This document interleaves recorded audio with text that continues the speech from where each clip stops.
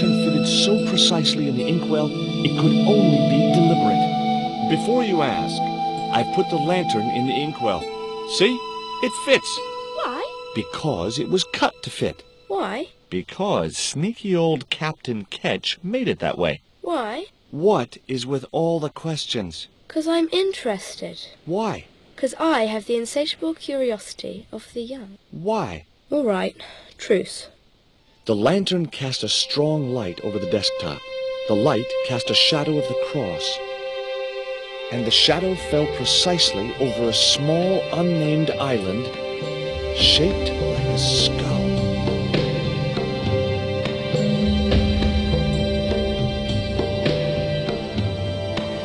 That must be it. Ketch's Treasure Island. Uh-oh. That's Zombie Island. It's a bad place. No kidding? Well, bad place or not, that's my next port of call. Can I come too? The hell you can. I never get to leave the house.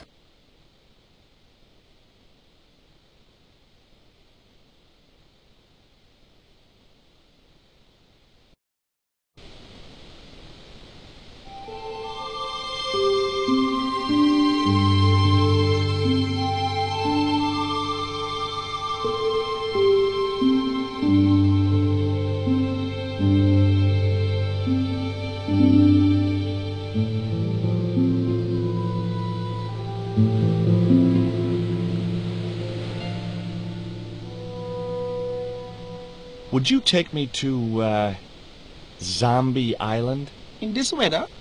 You're mad, man. The rain will keep the zombies indoors. Just say I did meet a zombie. What would you do? There ain't no zombies on Zombie Island. At least, not anymore. It's uninhabited. Good. What do you mean, not anymore? You still want to go? I guess. Well, I ain't had no luck with them tiger fish. And with the mood my sister is in, I'll be safer with the zombies.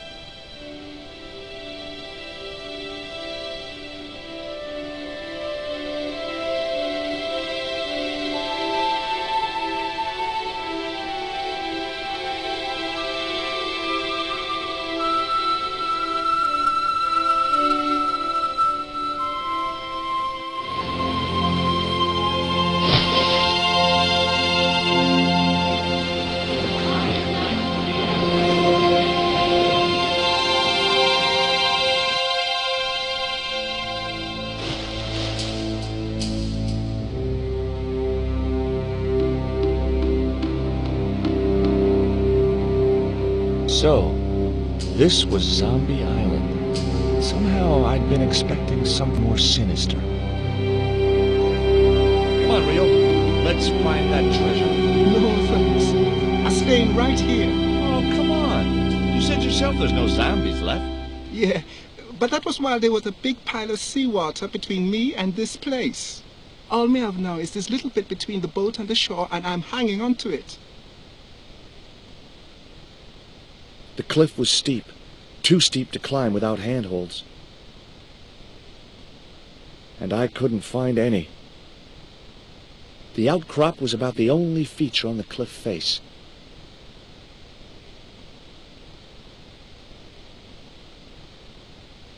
It was too high. I couldn't get up there.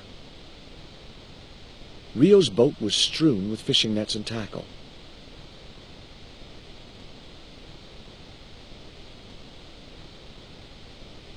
That Emily sure asks a lot of questions.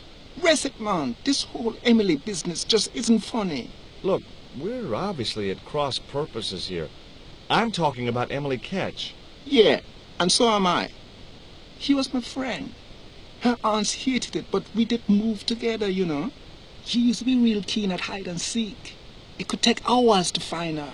One time, the last time, it took days. She must have shouted and screamed herself hoarse, but there was nobody to hear her. Where'd she hidden herself? Captain Ketch's old sea chest. The only way to open it was from the outside. Suddenly, I didn't feel so good. We never exchanged another word about Emily Ketch. Could I borrow your net? Yeah, man, no problem.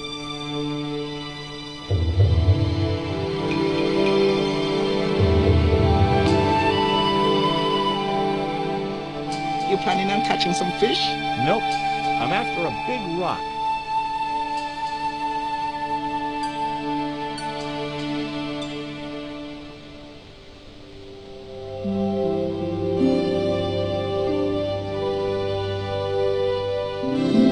Well, here I go.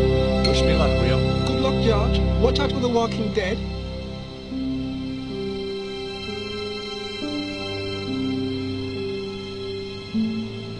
I stumbled down dark stairwells for what seemed like forever, until suddenly I found myself, wow, in an abandoned London Underground station. This place must have been closed down decades ago.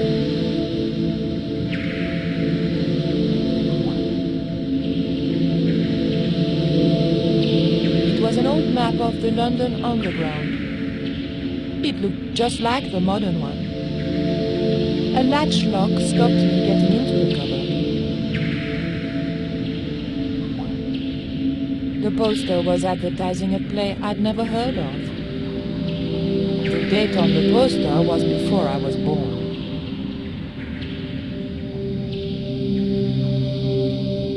The machine wasn't about to weigh me for nothing.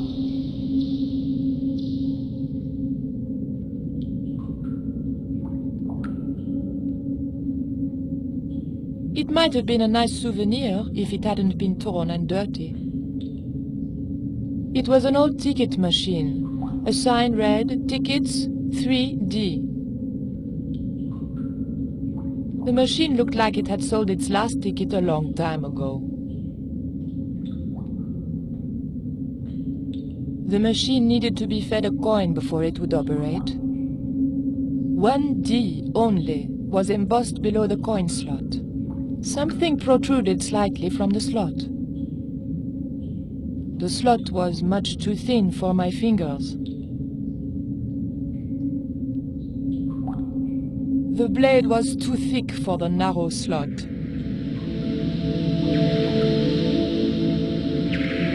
There was nothing very useful in my bag, just a single hair clip.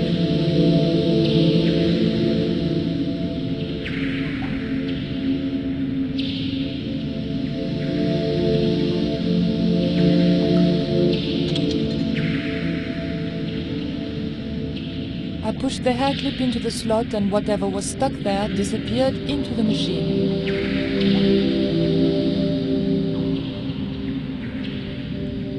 I pulled out an old English penny. A pile of old railway sleepers was blocking the platform.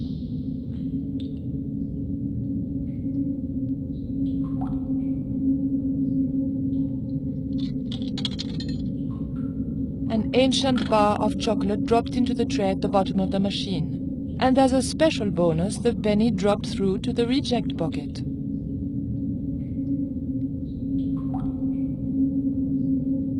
I pulled out an old English penny.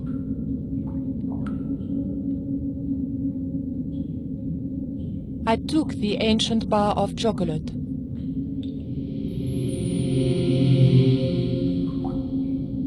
The ghost didn't seem threatening in any way.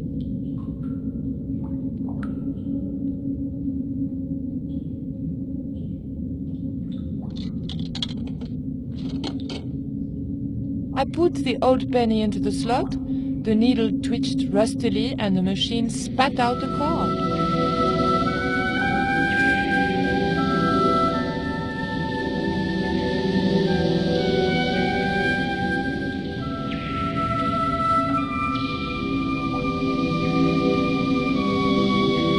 The blade of the dagger just fitted between the door and the soft wood frame.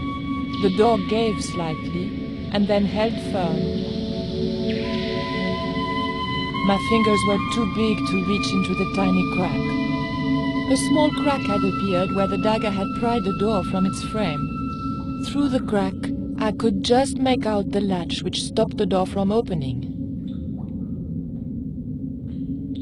The blade of the dagger was too thick to get into the narrow crack.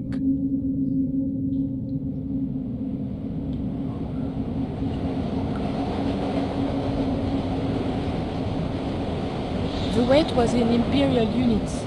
It meant nothing to me. The card also had my fortune on it. A family quarrel will turn out to your advantage.